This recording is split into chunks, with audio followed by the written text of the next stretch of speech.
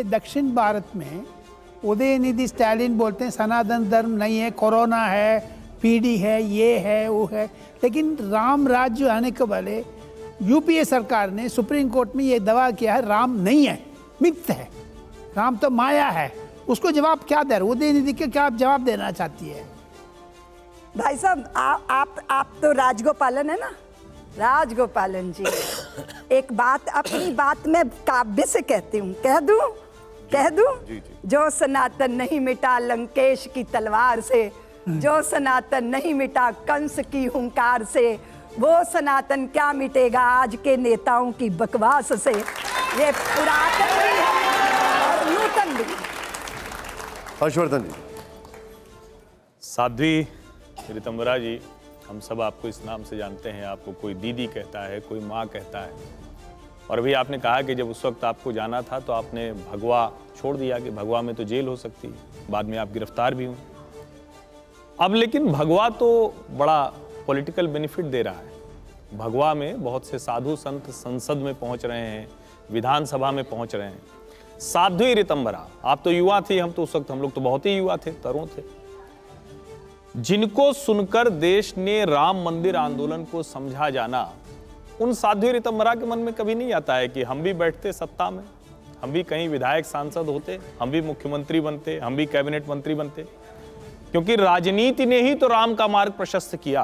तो आप इतने बड़े आंदोलन के बाद इतनी, जिसको हम कहें ना कि तीखी वक्ता, ऐसी वक्ता जिसको सुनकर लोगों के रोंगटे खड़े हो रहे हैं, अभी भी आपको सुनते हमारे रोंगटे खड़े हो रहे हैं, तो अचानक वात्सल्य ग्राम चली गई आप, कैसे कर पाई? और क्या अभी भी नहीं इच्छा होती? जी हर्षवर्धन जी, हम राम जी के सत्य के लिए जूझ रहे थे। सत्ता की तो कल्पना भी नहीं थी, सत्ता की चाह भी नहीं थी, लेकिन राजनीतिक परिवर्तन इस देश में होना चाहिए। जो हिंदू को गाली दे रहे हैं वो अच्छा नहीं लगता था। राम जानकी रथों पर जिस तरह पहरे थे, अच्छा नहीं लगता था। भारत माँ को डायन कहने की इस देश के अंदर आदत पड़ गई थी कुछ लोगों को, अच्छा नहीं लगता था। अपनी मूल परंपरा से अलग होकर हम किसी पेड़ की अमर बेल तो नहीं हो सकते थे हर्षवर्धन जी। हम तो स्वयं एक विराट वट वृक्ष है जिसकी छाया के नीचे सब शांति और शीतलता का अनुभव करते हैं।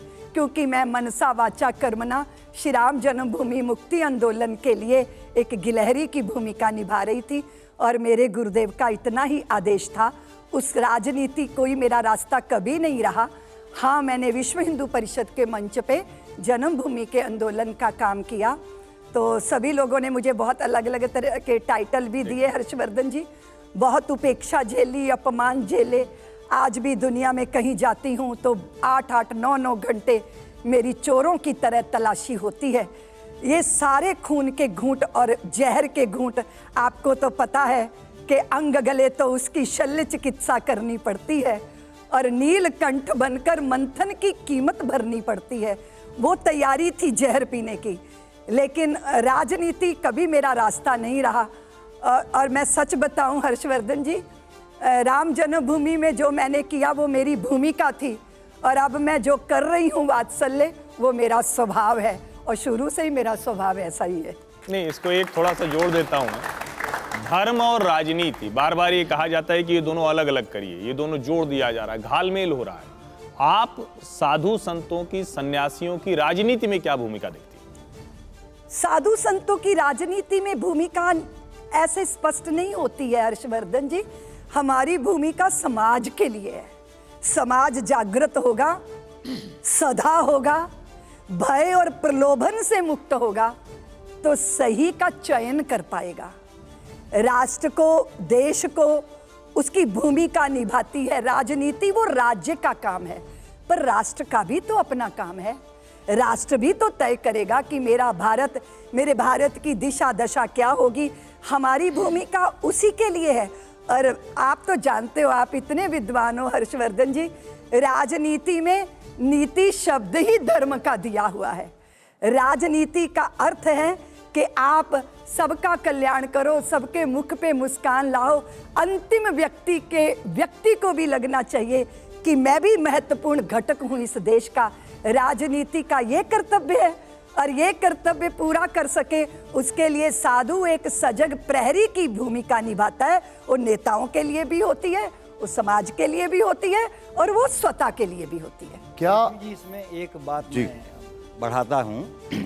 हम लोग भगवान राम को मर्यादा पुरुषोत्तम कहते हैं, तो उनके महत्व को कम करने का प्रश्न नहीं है, परंतु हिंदू धर्म में एक परिकल्पना है राजा से भी अधिक। न राज्यम न च राजासीत न दंडम न च दांडिकः धर्मेणैव प्रजाः सर्वाः रक्षन्ति स्म परस्परम। ये कि ऐसा युग था कि न कोई राजा था न राज्य था, केवल धर्म के कारण लोग एक दूसरे की रक्षा किया करते थे। यानी भगवान राम को भी मर्यादा पुरुषोत्तम का मतलब है सेल्फ डिसिप्लिन, आत्मानुशासन का चरम उन्होंने जैसा किया, तो अब राम मंदिर बन गया। इससे आगे यह अवधारणा हो लोगों में, क्योंकि स्पिरिचुअलिटी आए, जो हिंदू धर्म का अंतिम लक्ष्य है, उसका रास्ता क्या है यहाँ से आगे। तो वो मैं आप शुक्ल साहब, आपने सही मर्म को छुआ है, क्योंकि हम जय श्री राम जय सिया राम करें और उसमें चित्त में राम ही नहीं हो, तो फिर ये खोखले नारे हैं जो ना हमारे स्वयं का रूपांतरण कर पाते हैं, ना समाज को सही दिशा दे पाते हैं। इसलिए राम का होना है तो जैसे नामधारी दिनकर जी ने कहा था कि वो पिए शीत तुम आतप घाम पियो रे, वो जपे नाम तुम बन के राम जियो रे। उसका मार्ग तो यही है कि हमारा जीवन रूपांतरित हो, अधोगामी यात्रा ऊर्ध्वगामी हो। हम राम जी की सभ्यता को, भद्रता को, मर्यादा को, पितु भक्ति को, गुरु भक्ति को, मित्र के प्रति प्रेम आग्रह को सब अपने जीवन में धारण करें। इसलिए हम जगह जगह एक ही बात कहते हैं शुक्ल साहब कि रामचरितमानस पढ़ते तो राम तुम्हें भी बनना होगा, चलो राम के पद चिन्हों पर अब इतिहास बदलना होगा। और इसके लिए सबको सन्नद्ध होना होगा। एक एक व्यक्ति को मर्यादित जीवन, नहीं तो हम एक अराजक भीड़ की तरह जब व्यवहार करते हैं तो लगता है कि हम कहाँ जा रहे हैं। इसीलिए धर्म अध्यात्म में बदलना चाहिए। और आपने सही कहा, धर्म का अर्थ मात्र छोटी पूजा पाठ नहीं है। धर्म का अर्थ मैं साधु हूँ तो मैंने भगवा धारण कर लिया तो ये मेरी साधुता का प्रतीक हो सकता है, साधुता नहीं है। सब पुतले हैं हाड़ मांस के, अंतर्निहित भाव होता है। कुछ उज्जवल आलोकित रवि से कुछ में कुछ दुराव होता है। कोई दस्तावेज नहीं है इसको परिभाषित करने में, संत व्यक्ति या वस्त्र नहीं है, वो तो बस स्वभाव होता है। स्वभाव में साधुता, स्वभाव में रामत्व, स्वभाव में मर्यादा, थोपी हुई नहीं, पाउडर की तरह लपेटी हुई नहीं। इसीलिए वो जो प्रभाव में आके हम प्रभावित होते हैं या अभाव में आके हम दीनहीन बनते हैं, इन दोनों से मुक्त होके हमें स्वतः के स्वभाव में विराजमान होना होगा। तब इस राम राज्य की कल्पना भारत में हम पूरी कर सकते हैं।